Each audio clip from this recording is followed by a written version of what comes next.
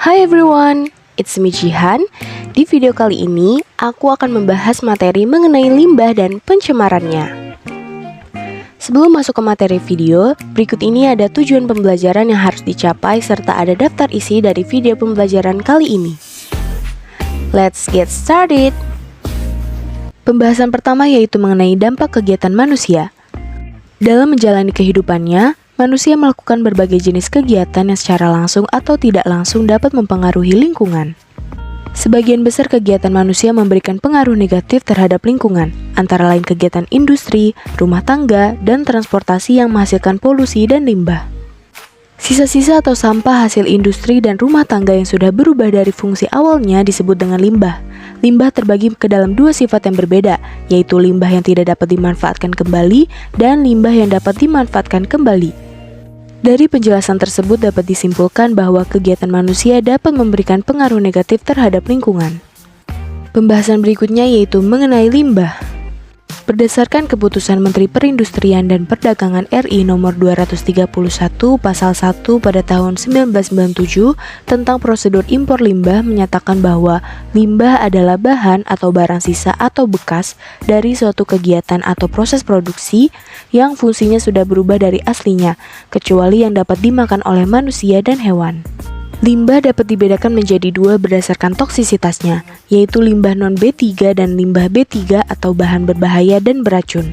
Limbah non-B3 adalah limbah yang tidak memberikan dampak bagi makhluk hidup.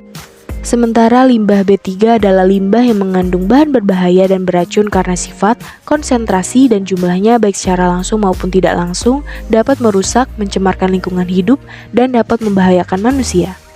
Berdasarkan asalnya, limbah dibagi ke dalam 3 kelompok, yaitu limbah rumah tangga, limbah pertanian, dan limbah industri.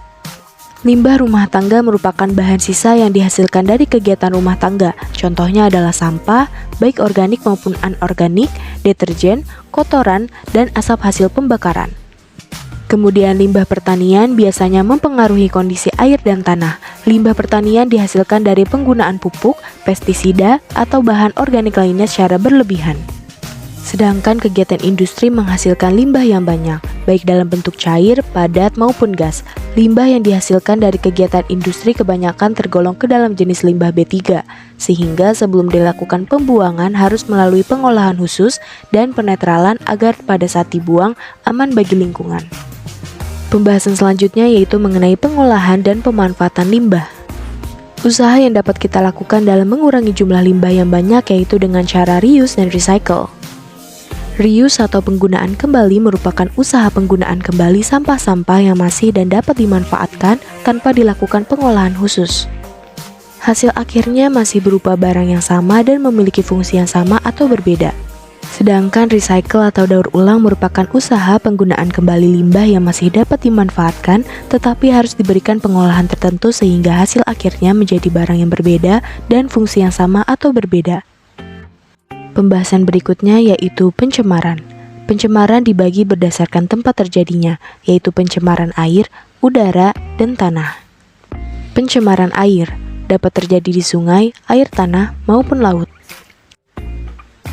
Menurut Peraturan Pemerintah Nomor 82 Tahun 2001 mengenai lingkungan, pencemaran air adalah masuknya atau dimasukkannya makhluk hidup, zat, energi, dan atau komponen lain ke dalam air oleh kegiatan manusia sehingga kualitas air turun hingga tingkat tertentu yang menyebabkan air tidak dapat berfungsi sesuai dengan peruntukannya.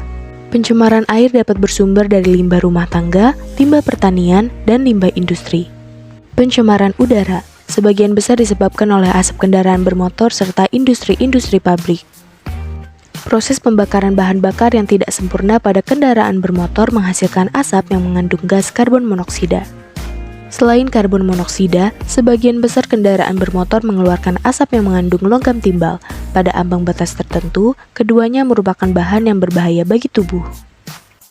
Dampak kesehatan yang dapat ditimbulkan dari pencemaran udara yang tinggi antara lain adalah pusing, iritasi pada mata, tenggorokan gatal, batuk, dan bahkan dapat memicu asma serta kanker paru-paru. Pencemaran tanah disebabkan oleh berbagai macam limbah, contohnya limbah pertanian dan limbah rumah tangga. Limbah rumah tangga yang sering kita lihat adalah sampah, sedangkan limbah pertanian yang menyebabkan pencemaran tanah adalah penggunaan pestisida dan herbisida yang berlebihan. Untuk materi yang terakhir yaitu penanganan masalah pencemaran lingkungan. Limbah dikelompokkan menjadi dua, yaitu limbah anorganik dan limbah organik. Kedua limbah tersebut memiliki penanganan limbah yang berbeda. Berikut penjelasannya. Limbah anorganik. Limbah anorganik merupakan limbah yang tidak dapat diuraikan atau dapat diuraikan tetapi dalam jangka waktu yang sangat lama. Contoh dari limbah anorganik adalah sampah plastik dan botol-botol kemasan. Daur ulang limbah anorganik dapat dilakukan dengan beberapa cara, yaitu dengan pembakaran, penghancuran, dan dikuburkan dalam tanah. Limbah organik. Sampah organik merupakan limbah yang mudah terurai melalui proses alami. Limbah organik dapat berasal dari tumbuhan dan hewan. Contoh limbah organik adalah sayuran, batang pohon, dedaunan, kotoran hewan, dan lain-lain. Untuk penanganan limbah organik dapat dilakukan proses pengomposan atau biogas. Pengomposan merupakan proses pengolahan limbah organik dengan menggunakan mikroorganisme pengurai. Limbah organik tersebut akan terurai menjadi bahan-bahan anorganik yang mana dapat dimanfaatkan sebagai nutrien bagi tumbuhan. Sedangkan biogas adalah gas yang dihasilkan dari penguraian bahan anorganik seperti kotoran hewan melalui fermentasi oleh bakteri saprofit. Hasil dari fermentasi limbah organik ini mampu menghasilkan gas metana. Gas metana tersebut dapat dimanfaatkan sebagai bahan bakar.